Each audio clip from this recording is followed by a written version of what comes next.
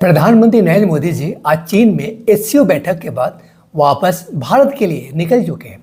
उनके साथ एक प्रतिनिधि मंडल भी साथ था, जिसमें भारत के सुरक्षा सलाहकार यानी नेशनल सिक्योरिटी एडवाइजर और एक तेज तर्रार आईपीएस ऑफिसर अजीत डोभाल साहब भी थे, जो चीन में भी प्रधानमंत्री के साथ थे। फ्रेंड, इसके पहले जब प्रधानमंत्री नरेंद्र मोदी शनिवार को शंघाई सहयोग संगठन यानी एससीओ शिखर सम्मेलन के लिए चीन की धरती पर उतरे, तो यह सिर्फ एक कूटनीतिक यात्रा नहीं थी, यह था भारत की वैश्विक ताकत का एक नया अध्याय।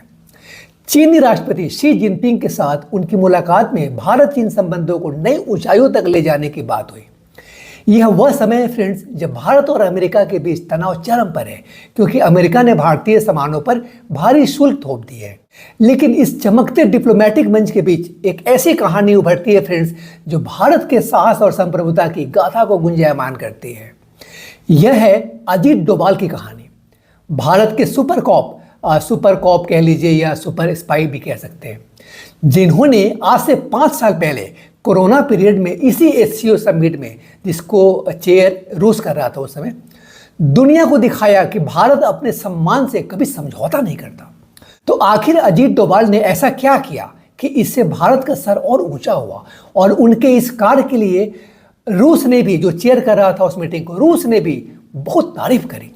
आइए इस घटनाक्रम के बारे में जानते हैं। नमस्कार, मैं आशीष शरण और आप देख रहे हैं अनजिप्ड। और अगर आप ये वीडियो फेसबुक पे देख रहे हैं तो फिर आप देख रहे हैं न्यूज अनजिप्ड। आइए इस वीडियो में आगे बढ़ते हैं।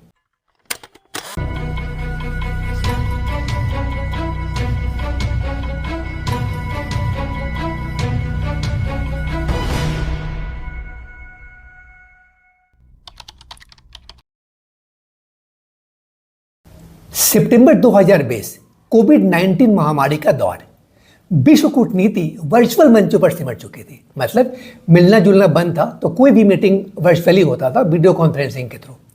तो इसलिए एससीओ के राष्ट्रीय सुरक्षा सलाहकारों की एक ऑनलाइन बैठक हुई। इस मीटिंग में पाकिस्तान ने एक ऐसी हरकत की फ्रेंड्स, जिसने सबको चौंका दिया।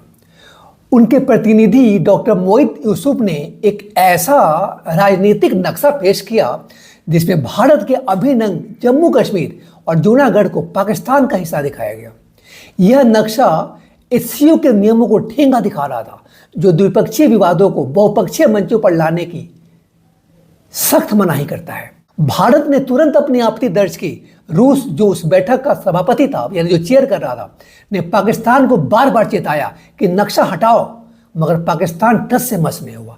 तभी भारत के राष्ट्रीय सुरक्षा सलाहकार अजीत डोभाल साहब ने वह कदम उठाया फ्रेंड्स, जिसने दुनिया को हिला दिया। वह सीधे बैठक से बाहर निकल गए। यह कोई साधारण वॉकआउट नहीं था, यह था भारत का दमदार बयान कि उसकी संप्रभुता पर कोई उंगली नहीं उठा सकता। फ्रेंड्स, पाकिस्तान की इस हरकत को रूस ने एससीओ चार्टर का नंगा उल्लंघन करार दिया, जो सदस्य देशों की संप्रभुता और क्षेत्रीय अखंडता की रक्षा के सिद्धांतों के खिलाफ था। रूस ने साफ किया कि वह पाकिस्तान की इस हरकत के साथ नहीं है। रूसी सुरक्षा परिषद के सचिव निकोलाई पात्रुशेव ने डोभाल साहब के इस साहसिक कदम को सलाम किया। यह था वह पल जब भारत ने न सिर्फ अपनी ताकत दिखाई, बल्कि वैश्विक मंच पर अपनी अटल नीति का परचम लहराया।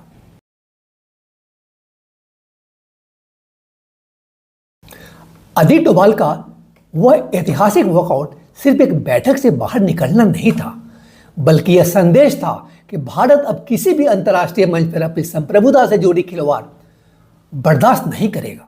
रूस जैसी महाशक्ति ने जिस तरह भारत के रुख का समर्थन दिया, उसने साफ कर दिया कि डोभाल साहब की यह रणनीति सिर्फ कूटनीति नहीं, बल्कि भारत के आत्मसम्मान का प्रतीक थी।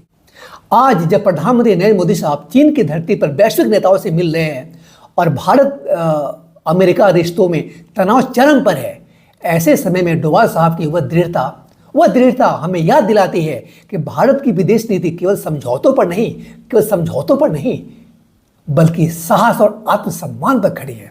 यह कहानी हमें यह सिखाती है फ्रेंड्स कि दुनिया की राजनीति में वही देश सम्मान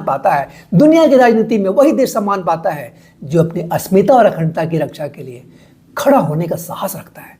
और भारत ने अजीत डोभाल साहब जैसे योद्धाओं की बदौलत यह साबित कर दिया है कि वह किसी भी कीमत पर अपने सम्मान से समझौता नहीं करेगा।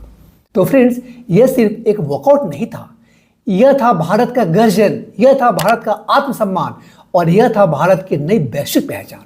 मैं आशीष शरण और आप देख रहे थे अनजिप्ड। और अगर ये आप वीडियो फेसबुक पे देख रहे थे तो फिर आप देख रहे थे न्यूज अनजिप्ड। फिर मिलते हैं अगले वीडियो में किसी और स्टोरी को अनजिप करते हुए। Till then stay connected and informed with our channel unzipped. Thank you. Hare Om Namah Shivaya.